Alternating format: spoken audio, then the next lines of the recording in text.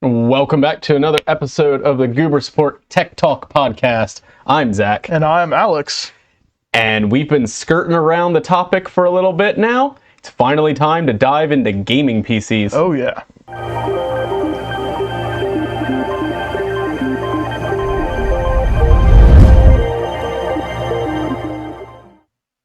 All right, so welcome to the world of gaming PCs. Get ready to pull out your wallet and sacrifice it to all of the big box retailers. We're going to come up with a little bit of a generalized outline. We're not going to get too much into components and specifics.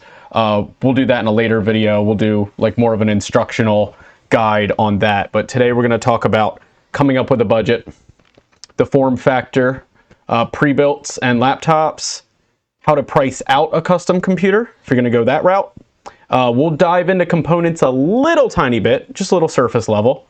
And then we're going to circle back around to the end and cover all of the peripherals. That's what everyone forgets. Now, everything is going to kind of bleed into each other a bit here. It's hard to talk about any of these topics in isolation, so forgive us as we kind of jump, hop, and skip about all these different topics. But leading us right into the beginning, it's going to be hard to build any sort of computer or even purchase a computer without some sort of budget. So this is probably the hardest part in making the switch over to PC, whether you're coming from a console or you're just deciding to get started into gaming, you know, as a fresh start. You are going to unfortunately have to spend money. Nothing's free. And then setting the budget is going to kind of set up the performance tier that you're going to be able to hit Right. as you either build a custom, buy a pre-built. And I always like to say that for doing a custom build, I always say at least $800. If you're going all new parts, nothing used, which is an option too to save some money. But if you're going less than 800, you're just not going to get very good performance. You're going to have a bad experience, and I don't want it to turn you off of PC gaming because you're just having such a bad time. You miss the good part, which is having fun. Exactly. And that kind of leads into like deals, especially like when you're going for a specific budget, like under the $800 range, you want to make sure you are getting all of those good deals that we see, like Amazon does all the time, and Newegg, and then even like Black Friday and stuff like that. Yeah. Just make sure the budget is super refined before you go ahead and do anything. Yeah, if your budget is less than $800, I'm not trying to make fun of you or put you down for that. There are ways to go about it. You're probably looking at some pre-built systems. You're looking at possibly some used hardware. Surprisingly, you can actually do quite a lot with a used like Dell Office computer. Yeah. That's a way to go about it. If you can find one for less than $100 and get a GPU and a power supply to just kind of beef it up a little bit, that can be a great way to at least get a start in the PC gaming space. It's surprising how much performance you can get out of older hardware nowadays, especially if you know enough of what you're doing. So, like I said, we'll do some really fun deep dive videos on that sort of stuff in the future. But yeah, just have that price point in mind, and don't forget, we already mentioned it before, but the peripherals. If you've only done console or you've never gamed before, you're going to need keyboards, you're going to need mice, you're going to need monitors, and we'll cover all that towards the end of our episode today. But those can add up. They can add up quite a bit, especially if you want some more of those aesthetic choices, or if you really, if you're an audiophile and you want the best headphones you can get, you're going to spend a pretty penny. You're going to spend a pretty penny on that. So that's the cool part, I think, about PC gaming though versus console gaming, is there's so many more options and you can really make the experience your own. Everything is customizable. Yeah, you just got to know where to spend your money, what's important to you, and that's where it becomes kind of a bit of a personal decision. And like that kind of helps us segue into like form factors, because people like the way their computers look. Yeah. Form factor is a big one. You have to have a place to put all of this performance that you're going out and buying or building, it's got to fit on your desk, right? Or in your, in whatever setup that you're going to have. Yeah, because like we were saying earlier, if you want to look a certain way, you can definitely do it. Yeah. And it all just really depends on the form factor of that computer. And you also get into kind of the pre-built versus custom build in this area too, because a lot of times custom built computers end up being a lot bigger. Just because the cases that they design for those, they want you to have enough room to get in there and swap stuff out. And Airflow's a huge thing as well. Airflow, all of this, yeah, it's not as discreetly designed for that one item. Right. But you can get some pre-builts that are very small, like extremely scaled down and space conscious, and they are designed with that airflow in mind, and so they're still good to go. I mean, there's ones that are, you don't have your water bottle with you, but there's ones that are not much bigger than the water bottle you normally carry around, that are, incredibly tiny, and it goes all the way up to, ginormous Huge. Boxes, huge battle stations that people think are like servers. Yeah, right. Right. So that's a big thing to keep in mind. If you're going the custom route, there's three main form factors. There's ATX, which is going to be your full size. It's the big ones. Micro ATX. Hey, it's just a little bit smaller. And then ITX, which is incredibly small. Water bottle sized. That's when you can get down to some of those very, very tiny builds. I would not recommend ITX for a first-time builder. Especially for a first-time builder. They may look cool, but you are sacrificing airflow and performance for the size. And even just building, just getting your hands in there, you've really got to make some maneuvers and some bends that you're not going to be comfortable doing, especially again with a first-time builder. Right. Micro ATX seems to be the sweet spot. Most people don't need the extra card slots that come with the bigger motherboards, but you still want it to be able to fit in your room. Right. And when you get to that ATX form factor, some of those get extremely beefy.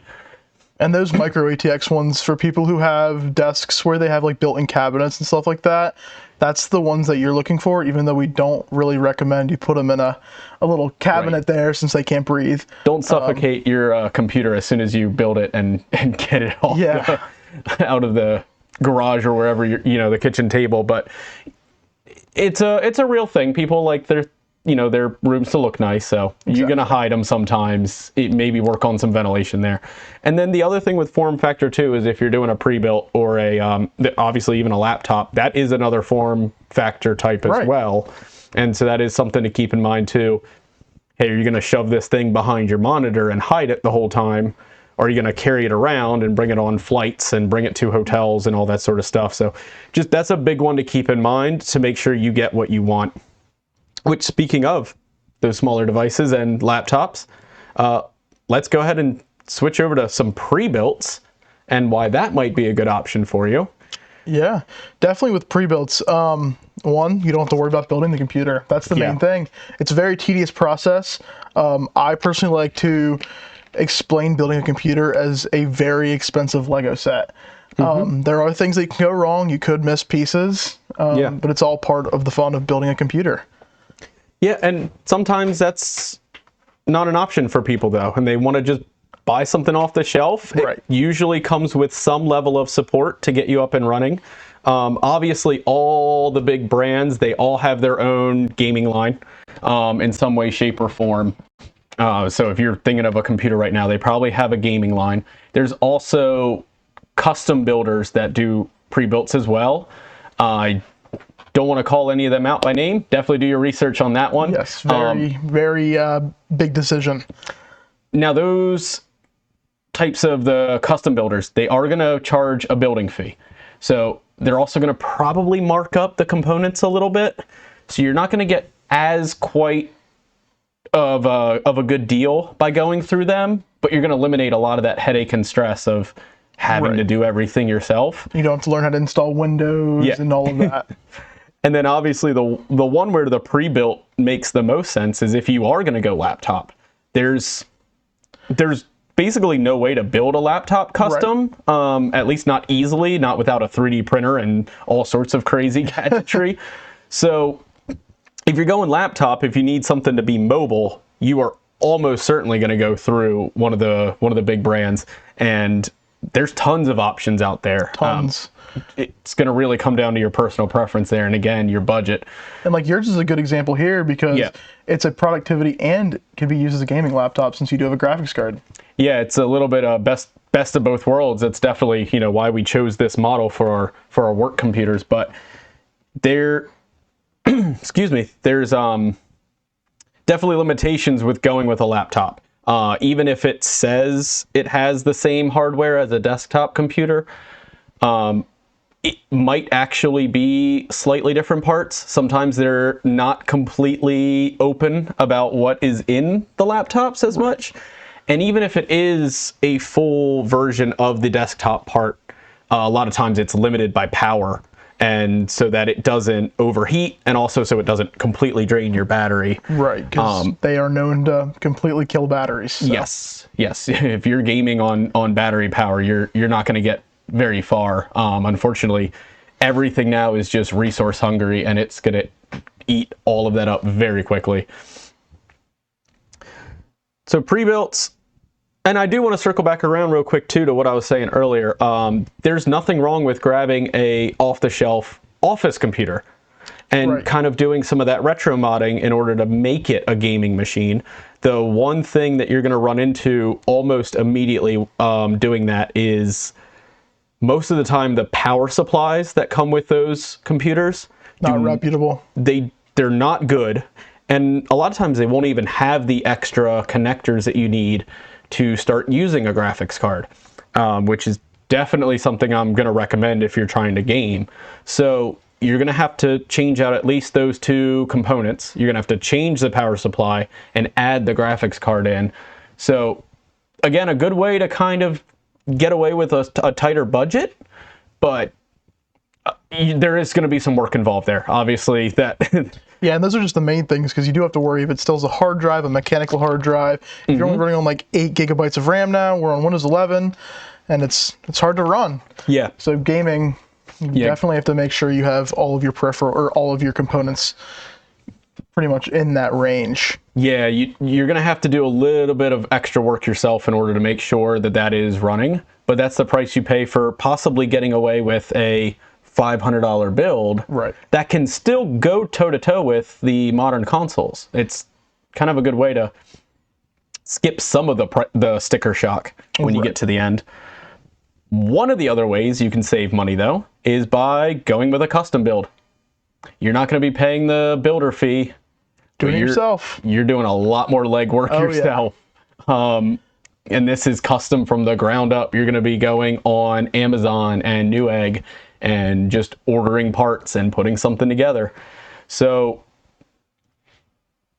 what are some of the priorities when you're going to build a custom computer? I'm there, I'm in Amazon, right? And I'm ready to put the first components in the shopping cart. Yeah, so your main ones, CPU, graphics card, those are the two that people spend the most on primarily, and those are the ones that you want to spend the most on. You don't want to cheap out on your CPU and your graphics card since those are the things that actually run the computer pretty much. So CPUs, there are tier lists. So you can, Intel has a tier list, and AMD also does have a tier list as well. For the CPUs, we covered this in our laptop Spire guide, but just to give a quick rundown, luckily they've made it very easy to understand. On the AMD side, it's their Ryzen line.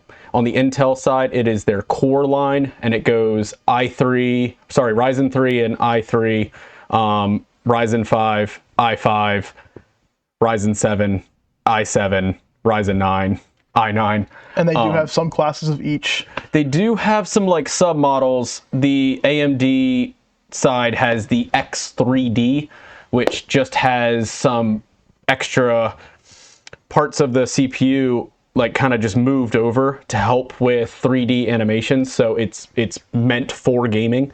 You lose a little bit of productivity horsepower by doing that. but you're going to get the best gaming performance that you can get.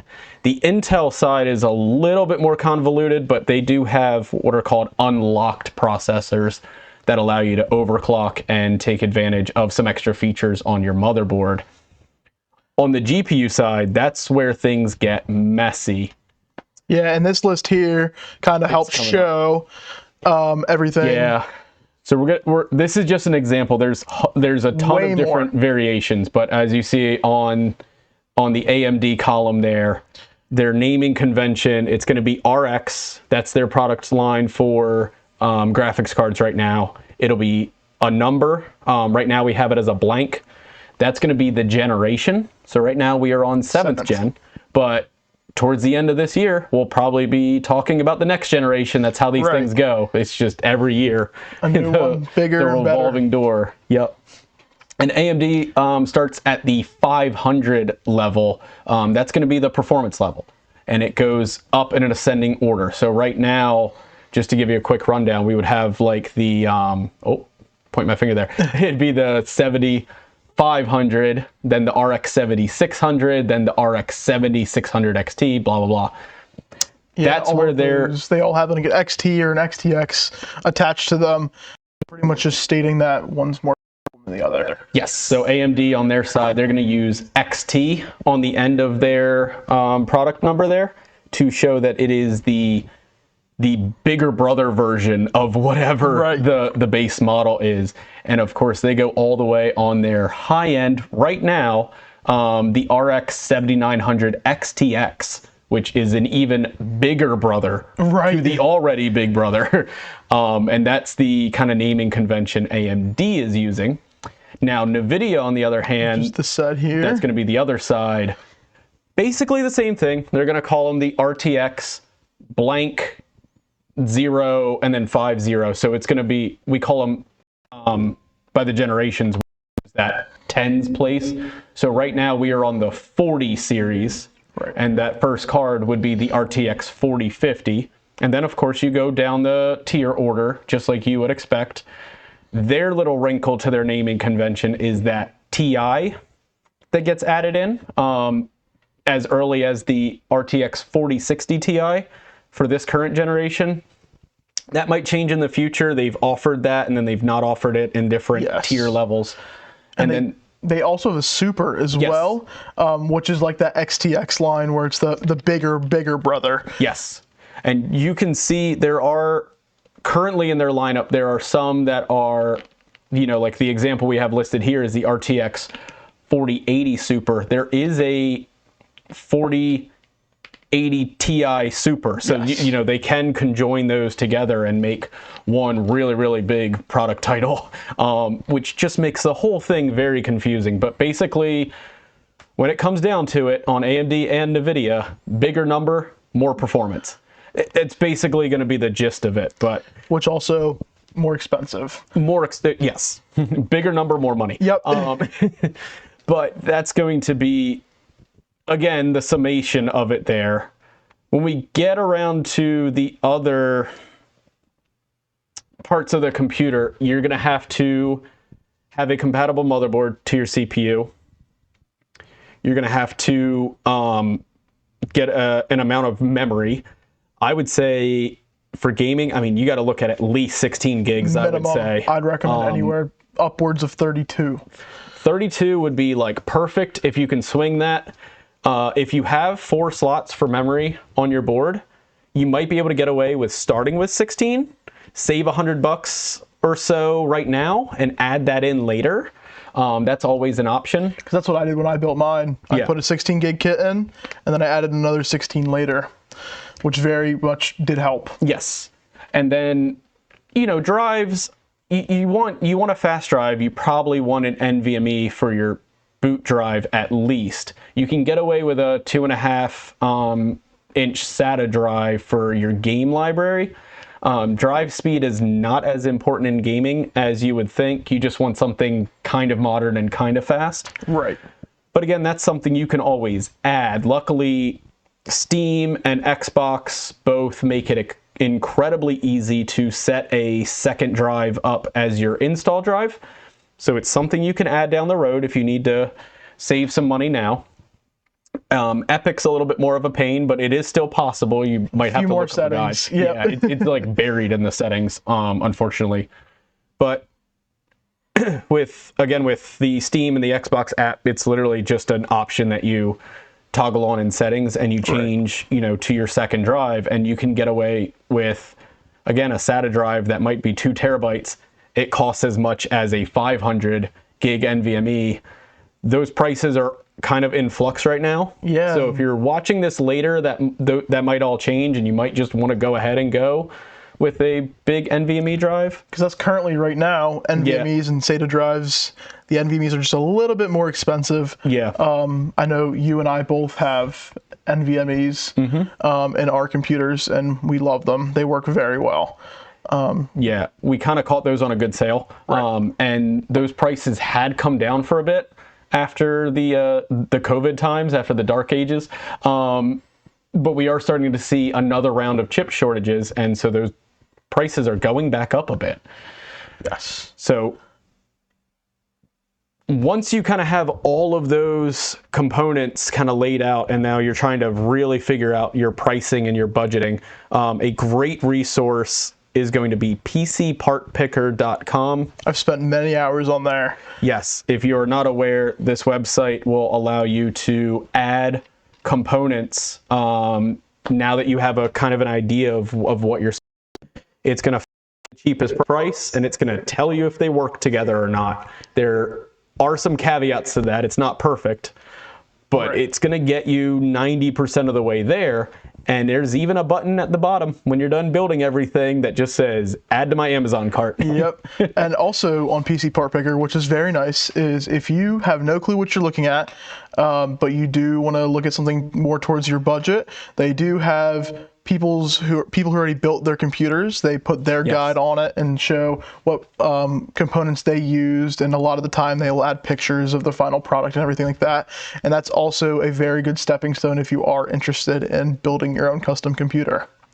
Yeah, absolutely. It's always nice to take somebody else's idea and just piggyback off of it. And, you can change out a part or two here and there to make it more to your liking. But yeah, if somebody else already tested it and it works, right? Why reinvent the wheel there? Which is going to bring us into kind of our conversation on components. We talked a little bit about the technical side of the components, but trying to hit how they kind of work together really quickly. So there are partnerships across brands. I don't want to get into a point where we're like recommending a brand over another one, but just for instance, we'll throw this one out there. Asus motherboards and Corsair RAM they've formed a little partnership. They've shaken hands in some back rooms, and they work together really, really well. You can even control the lighting on both of those components. That's a big one. With each other's software. Yeah. So that's a whole nother thing. If we start getting into lighting and RGB and all of that, you're going to have the price go up, and it becomes even more important that your components are compatible, because you can have a nightmare of a time controlling lighting if they're 5 different manufacturers of parts in your I had to deal with that one. Yeah. And that also is like the Intel and NVIDIA, how those two get along better than an Intel and an AMD graphics card kind of deal. We normally recommend AMD with AMD and Intel with NVIDIA, or Intel does also make graphics cards now. They do. But they are not the greatest. They're a little bit below expectation and below performance at the price point they're currently being offered at. You can catch them on really good sales because of that. The other thing with the Intel cards too, it is kind of nice to just bring that up real quick. If you want to play a lot of older games, which is something you have access to on PC that you might not have access to currently on console if you're coming from that world, the Intel cards do not support older games very well. Because they only support DirectX 12. Correct. And so that's a modern programming language, a modern engine for games. There's games that I have in my library that are running all the way back DirectX 9. I'm sure other people have even older stuff out there. So that becomes a bit of an issue. Even AMD to a lesser extent can have some issues with some of the older games. It's just a little bit slower for them to get updates out, Right. because they're not as popular. NVIDIA is definitely the most popular choice for gaming, and they have updates just about weekly for their drivers and their software. So even if something does end up breaking and you're not able to play a game, the fix is probably coming. Right. Which is a reason a lot of people go with NVIDIA, even though it is a tad bit more expensive than the AMD counterparts. And AMD, they have been getting better about pushing out software updates. I do personally have a AMD graphics card, and I've noticed about once every 2 weeks, they've been pushing out updates for the current card that I have, which is nice, especially with people going back to Fallout right now. Yeah, that's the big one right now. If you're watching this later, the Fallout TV show on Amazon Prime just came out for us about a month ago, and we're all itching to go back and play some of the older games in the office. That's how we know AMD's broken right now, is we're having to fix it. With Fallout New Vegas. Yeah, Fallout New Vegas is the one that's having issues. If you are technical enough to be able to fix some of those problems and deal with some of those problems, that's a way you can save a little bit of money. But again, a lot of people don't want to deal with that hassle, and I don't blame them for that. So maybe if you're not super technical, go with NVIDIA.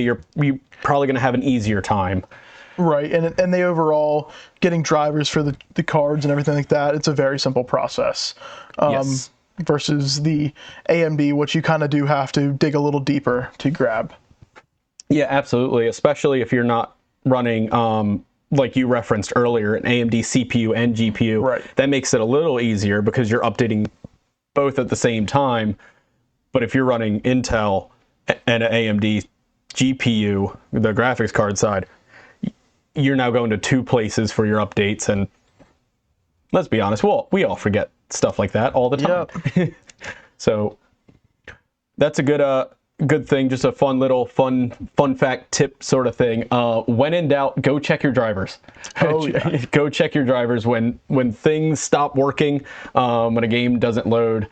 Check that first. If there's an update, go ahead and restart and see if that fixed it. A lot of times it will.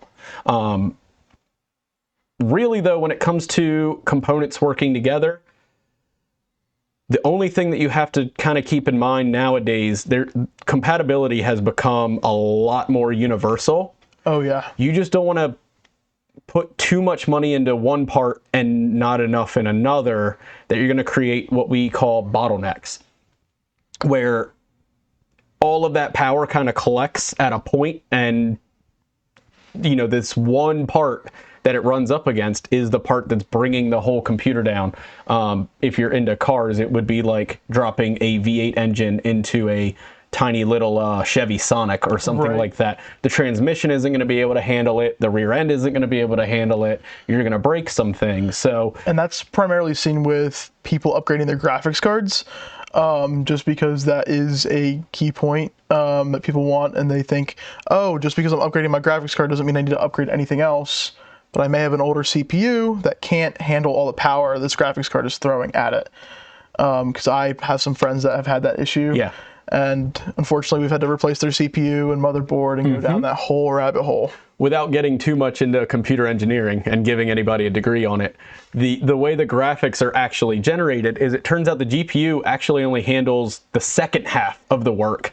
The CPU actually generates the frames for the GPU to fill in. And so if your CPU can't keep up with generating those frames for the GPU to actually handle, you're still going to run into all of those same issues. You're going to bottleneck, you're going to have lots of screen tearing and frame rate drops, and in the worst cases, even just straight up crashes, which is never a fun thing. So everything in balance, you're almost better off having a balanced computer than, like you referenced, having one component be the super strong buff part of the computer, and everything else being a little more on that wimpy side. And that kind of helps me lead into power supplies, which people forget a lot. Yes. They think, oh, I don't need a super powerful power supply, and then they go turn their computer on and it just won't turn on, or it shuts off in the middle of a game because it's pulling too much from the wall.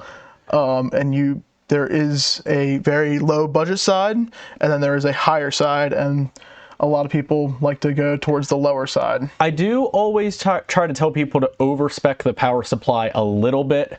It gives you some more wiggle room if you do want to make some upgrades later, if you do want to change some things out down the road. More than likely, the power supply is going to be the only component that you bring forward to your next build when it is time to do like a full rip and replace upgrade.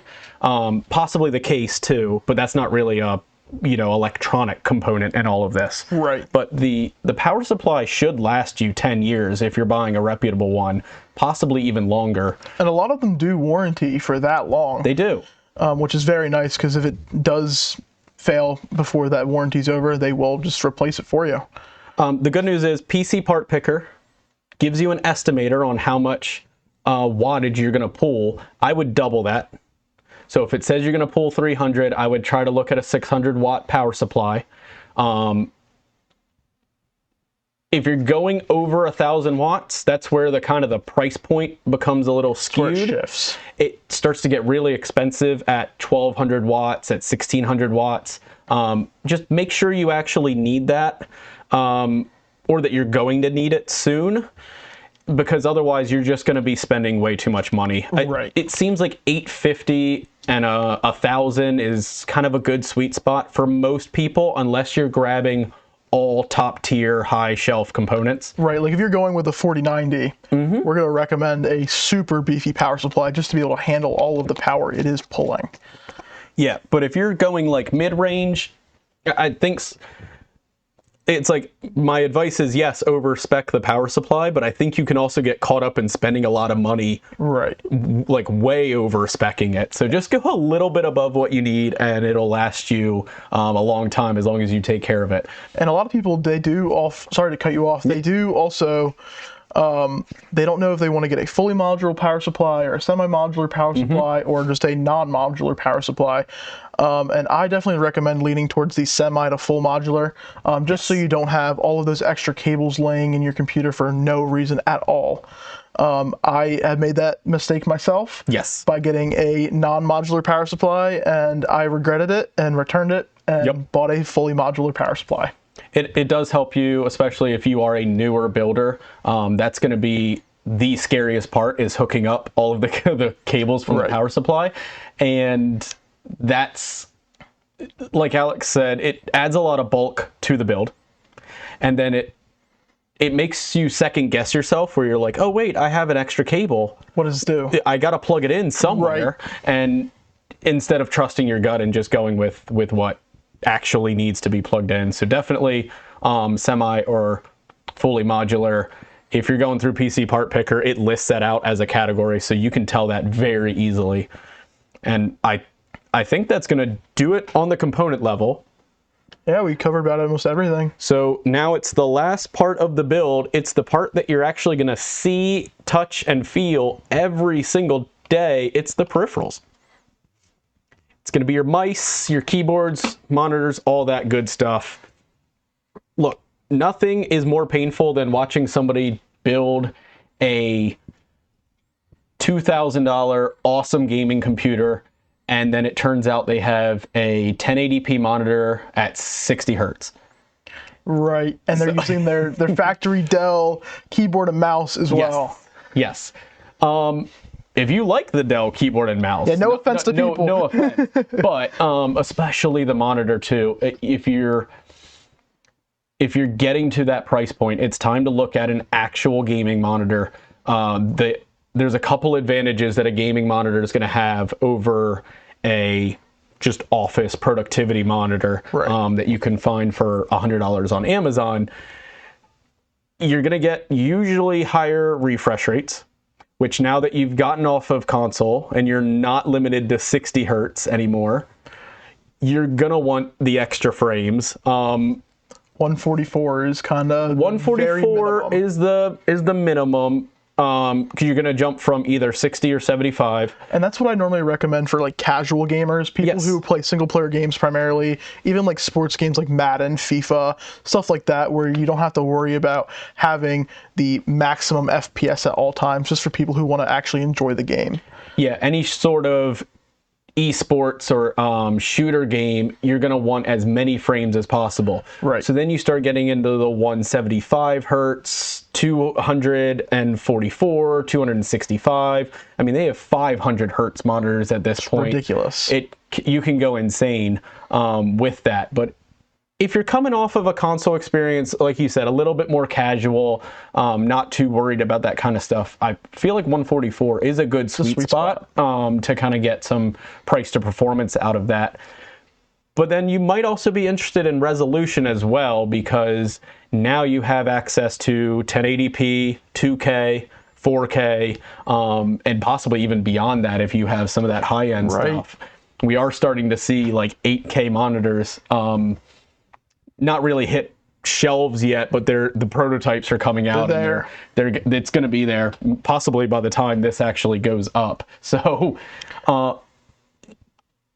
kind of the same guideline for me, I would say, almost in the opposite order though. For all of the shooters and the Twitch style games, you're actually going to be able to get away with a lower resolution monitor. 1080p might be okay for you, especially if you're playing. Like I play Counter-Strike a lot of. I play at 1080p. Yeah. So that's all I need. Yeah. And then if you're more into that single player experience and you can deal with a little bit less frame rate, send it to the moon and go get a 4K monitor that can keep up with it. I would also say, again, too, though, everything in balance, right? If you're buying middle-of-the-road components, 2K might be the perfect sweet landing spot for you, because it's not going to be too taxing on your middle-of-the-road hardware, where you're going to lose a bunch of frames out of it, but it's still going to look really nice, and it's still going to be an upgrade over using your family's old TV from the living room. Right. And that kind of also, with 2K, HDR is a huge question as well. Just the look of the monitor itself. So some people, they don't just game on their computer. A lot of people also watch videos, movies, TV shows, stuff like that, which HDR definitely helps. It makes the image look way better. Yeah, definitely. And that's a good point that we haven't even brought up that much yet. Gaming computers can do a lot more than just game. Right. Which is something to keep in mind throughout this whole process as well, that you might be using this for other things as well.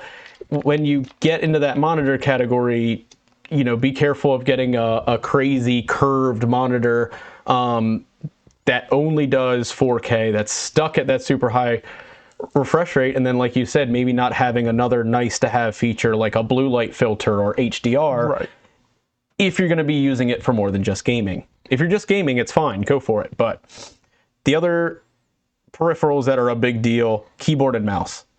Huge. They can make a huge difference in your experience on PC.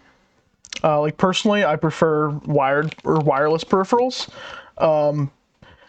That is going to add more cost. It does add more cost. And it also adds, like, if you walk too far away from your computer and you still want to use your keyboard and mouse, you can't because you're too far away, which can be an issue versus wired. But then again, you can't walk away with your wired keyboard and mouse. Correct. Yeah. That can be a whole thing too. If you're going to be playing in the living room, you might still want that wireless capability. You can still sit on the couch and enjoy a similar experience to what you had with your console if you're coming from that world. Steve actually has a cool one over there it's a keyboard and then it has a little mouse pad built into it, and it's meant to be one unit. That Razer offers that one, and it's just supposed to make that desk to couch transition a little bit nicer. Right. The other thing that you can get into, which we might even do a full episode on later, you can do full mechanical keyboards, where the actual switches that you press on the keyboard itself, they're just a lot more robust, and there's different types of switches for different feels. Super customizable. Super customizable. And again, that all gets very expensive. Mice are a little bit more straightforward. You're basically going to have wired or wireless and whether it lights up or not, but there is still definitely a premium market there of super lightweight mice. And then that's your minimum. You might still want to have a controller, which is something to keep in mind. Certain games only work with controller, or they at least work better with a controller. And vice versa for keyboard and mouse. Yeah. So luckily, all the Xbox controllers work with PC, just straight up out of the box. No problems there. PlayStation works through Bluetooth. And then there's even some Nintendo Switch ones that work. Again, your results may vary on whether it has to be wired in or not.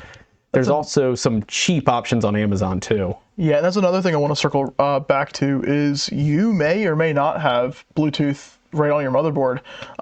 I personally don't, so I had to go out and buy a Bluetooth dongle so I can play with my Xbox controller. That's one thing that people don't think of, as well as Wi-Fi. Some motherboards do not come with Wi-Fi, so you do want to be careful when you are purchasing a motherboard for your custom built computer. Even if you buy a pre-built, make sure it has that functionality, or you can at least add it on. Right. Account for adding Wi-Fi and Bluetooth because you could get into headsets, which would be like the next thing I would talk about. Very important. You're gonna want, that's the one peripheral where I'm like, I really want a Bluetooth one because I don't want to be corded down the entire time I'm playing. And again, if you don't have Bluetooth, that's gonna put you in a bad spot already.